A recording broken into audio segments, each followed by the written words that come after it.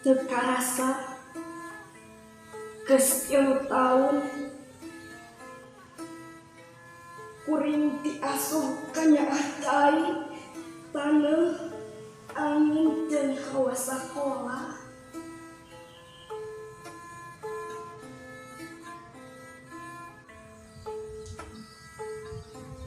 Ngan saukur ngecelakeun Cimata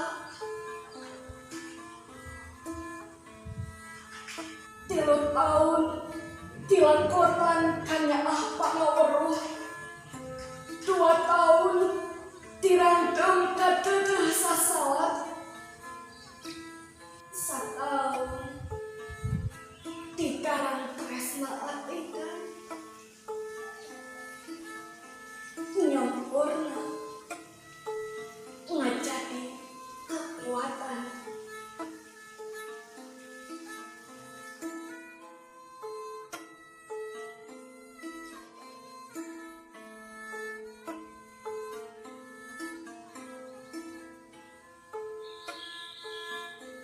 Sakurat latkot nyutat mineng kana caram saulas panghapus ngilangkeun patarema caret lempengna cita papasan anu ditepikeun karung nepi ka kiwari hanjaka kantong kendor taledor saragam kacangcang kancang.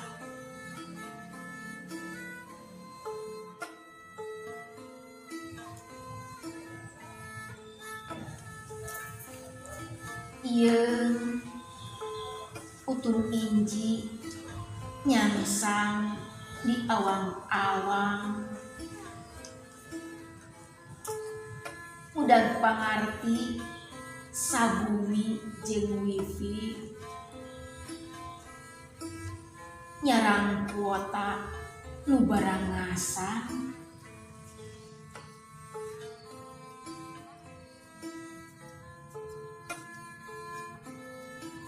lain ibu teu nyaah anaki mata hate tresna najan katalangsara kagareuwahkeun tarekah perkara atikan kaasih nyeungseurikeun ucapan kadeudeuh nyeungceurikan lalampahan tresna guntrem dina patekadan.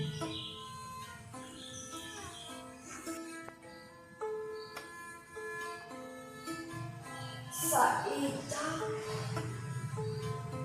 sadami lekasan nganting atikan kiwari nyurup tapak umi nyurup mega nyurup lalampahan nirwana